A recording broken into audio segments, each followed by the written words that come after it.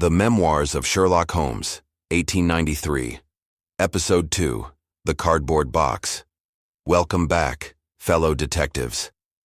After witnessing how financial desperation corrupted a trusted horse trainer in the Silver Blaze case, you might think you've seen the darkest corners of human nature. But today's mystery plunges us into an even more disturbing realm, where passion, jealousy, and family secrets create a horror so grotesque that even seasoned investigators struggle to maintain their composure. Have you ever received a package that contained something so shocking, so utterly unexpected, that it changed your understanding of human cruelty forever? Prepare yourself for one of Holmes's most macabre cases, where severed human ears become the key to unraveling a tale of forbidden love and murderous revenge. Picture yourself on a sweltering August morning in 1888, when the London heat makes even the normally comfortable rooms of 221B Baker Street feel oppressive. You're sitting with Holmes and Watson, seeking refuge from the scorching temperatures, when Inspector Lestrade arrives with a package that will forever alter your perception of what people are capable of doing to those they once loved. "Mr. Holmes," Lestrade begins, his usually steady voice trembling slightly, "I've brought you something that has completely baffled our entire department. Yesterday morning, Miss Susan Cushing of Cross Street, Croydon, received a most horrifying delivery through the regular post." He places a brown paper package on the table with obvious reluctance. Watson leans forward with professional curiosity. What kind of delivery could possibly shake Scotland Yard's most experienced investigators? But when Lestrade unwraps the package to reveal its contents, even the good doctor's medical training hasn't prepared him for what lies within. Think carefully about this, detective. What could be so shocking that hardened police officers and experienced medical men react with such visible distress? What kind of message requires such a grotesque method of delivery, and what does it tell us about the sender's mental state? Inside the package, nestled in coarse salt like some hellish delicacy, are two freshly severed human ears. One male, one female, both cut with surgical precision and preserved with disturbing care. The accompanying note, written in crude block letters, simply reads, "A little gift from your loving sister." Holmes examines the gruesome evidence with his characteristic detachment, using his magnifying glass to study every detail, while others struggle to remain in the room. Most instructive. These ears were removed post-mortem, not during torture, which suggests we're dealing with symbolic revenge rather than sadistic pleasure. The precision of the cuts indicates medical knowledge, and the preservation method shows careful planning. But who would send such a thing to Miss Cushing? Lestrade asks desperately. She's a respectable middle-aged spinster who lives quietly with her lodger, Alec Fairbairn. She has no enemies, no known conflicts with anyone. The whole neighborhood describes her as harmless and unremarkable. Holmes's eyes gleam with interest. "Tell me about this sister mentioned in the note, Inspector. What family connections might explain such a ghastly gift?" This is where your detective skills become crucial. Family relationships often hide the most dangerous secrets and deepest resentments. Lestrade consults his notebook with obvious discomfort. Miss Cushing has two sisters, both of whom she's been estranged from for several years. Sarah Cushing married Jim Browner, a steward on the steamship Mayday, but their marriage has been troubled by his drinking and violent temper. The other sister, Mary, disappeared from respectable society some time ago under mysterious circumstances.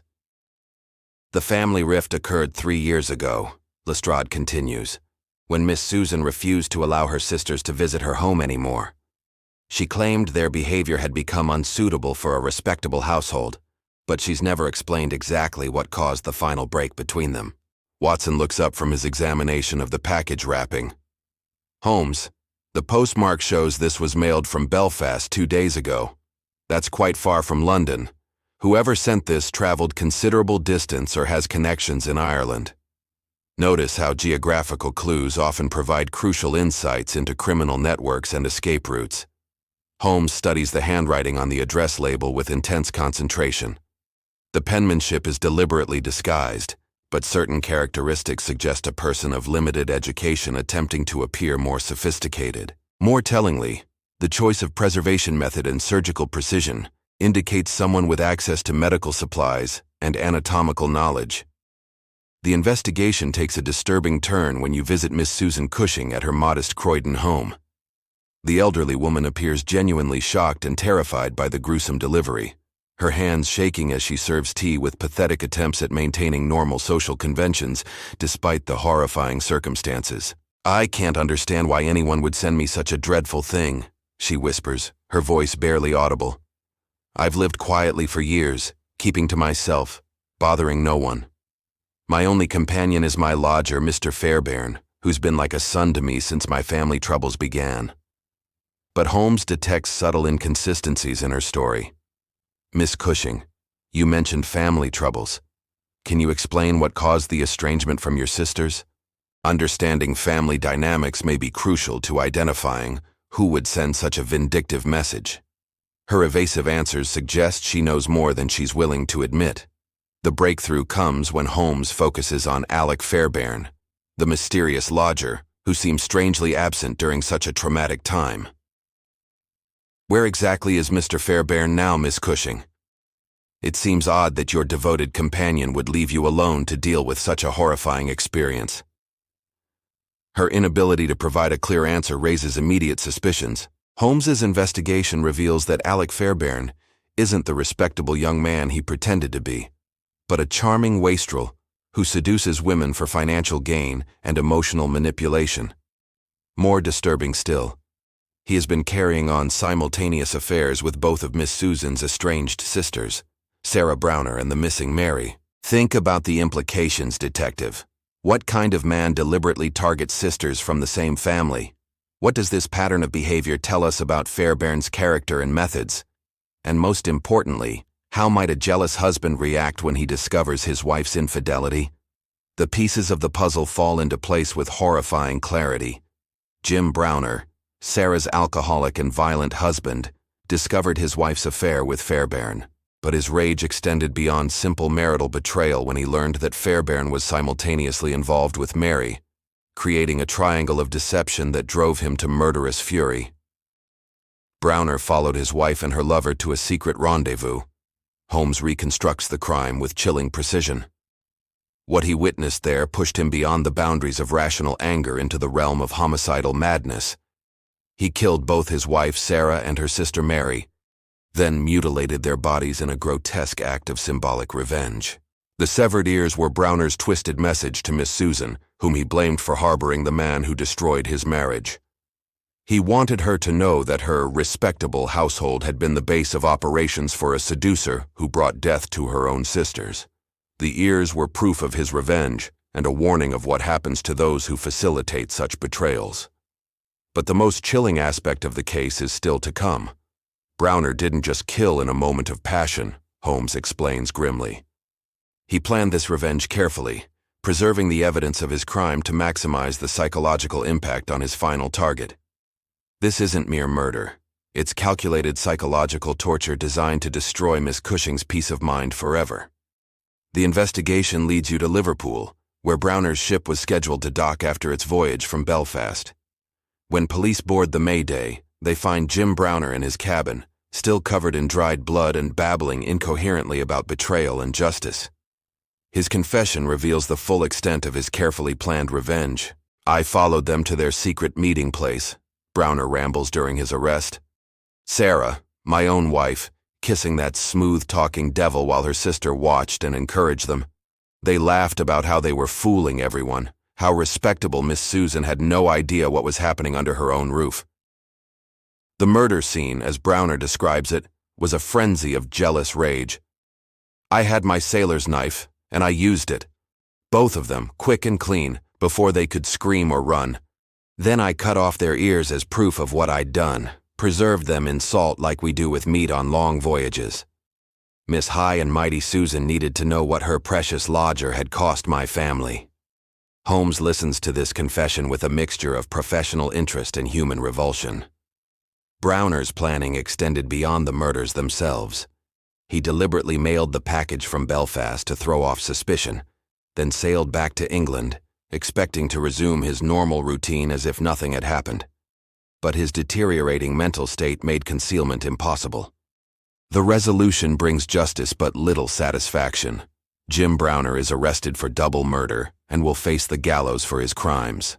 Miss Susan Cushing is left traumatized and alone, her quiet life shattered by the revelation that her home had been the center of a web of deception and betrayal that led to her sister's deaths.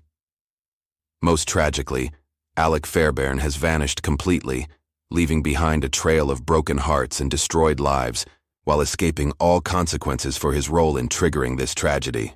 His practiced charm and manipulative skills allowed him to seduce multiple women simultaneously, while maintaining an appearance of respectability that fooled everyone. Holmes's final analysis reveals the complex layers of guilt and innocence in this sordid affair. Browner is guilty of murder, but his actions were provoked by genuine betrayal. Fairbairn bears moral responsibility for the deaths, but he's likely to escape legal punishment. Miss Cushing enabled the situation through willful blindness, but she hardly deserved such traumatic consequences. The case raises disturbing questions about justice and responsibility. When passion overrides reason, when family bonds are corrupted by deception, when respectable facades hide destructive secrets, the result is often violence that destroys innocent and guilty alike. The law can punish the murderer, but it cannot address the deeper moral failures that made murder seem inevitable. Years later, Holmes would reflect on this case as one of his most psychologically complex investigations. The severed ears weren't just evidence of a crime. They were symbols of how family relationships can be twisted into instruments of torture. When love turns to hate, when trust becomes betrayal, the human capacity for cruelty knows no bounds. The technical aspects of the crime also demonstrate criminal sophistication. Browner's use of preservation techniques, his choice of mailing location to confuse investigation, and his psychological targeting of Miss Cushing show that even crimes of passion can involve careful planning when the perpetrator has specific skills and knowledge. So tell me, detective, did you realize that the missing lodger was the key to understanding the family dynamics? What does this case teach us about how seemingly respectable households can hide destructive secrets? And most importantly, how do we assign moral responsibility when multiple people contribute to a tragedy through different types of failures? This haunting mystery reminds us that the most shocking crimes often emerge from ordinary domestic situations, where passion, deception, and jealousy create explosive combinations. The cardboard box that brought horror to a quiet spinster's life serves as a symbol of how family secrets, when finally revealed, can destroy everyone they touch. The psychological impact on Miss Susan Cushing will last far longer than the criminal proceedings. She must live with the knowledge that her willful blindness to Fairbairn's true character contributed to her sister's deaths, while the man most responsible for the tragedy has disappeared without facing any consequences. Join me next time as we investigate The Yellow Face, a case where racial prejudice and family secrets create a mystery that challenges Holmes's deductive abilities and forces him to confront the limitations of logical reasoning when dealing with matters of the heart.